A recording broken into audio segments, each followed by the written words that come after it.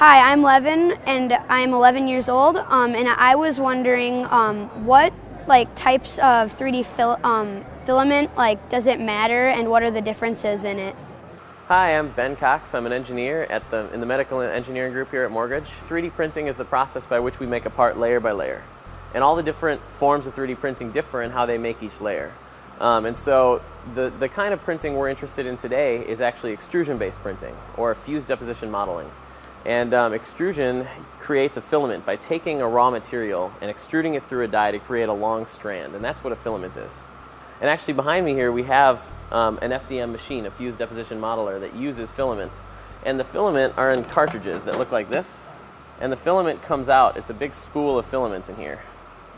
And the filament actually gets loaded in these two spots right here, and then gets taken up and into the machine and gets heated up and extruded through a really small die to produce a thin filament. So there are a ton of different types of 3D printing filament.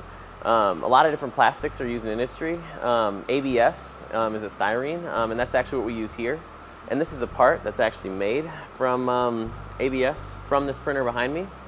There's other materials like PLA, polylactic acid. Nylon can be extruded. Anything that can be melted and forced through a die can be extruded. The vast majority of printers in industry use plastic when they extrude to make filaments. But there are some weird exceptions. So there are actually printers that people have developed that extrude food. And in that case, the strand of food that comes out of the extruder is the filament. Another weird example of extrusion printing is 3D printing of homes. And so there's some companies out there that are 3D printing concrete, and they're actually extruding big strands of concrete to make walls and foundations of homes. And in that case, the filament would be a large filament of concrete. So when you're deciding the best filament for your project, you really need to take into account the actual properties of the material that's being extruded.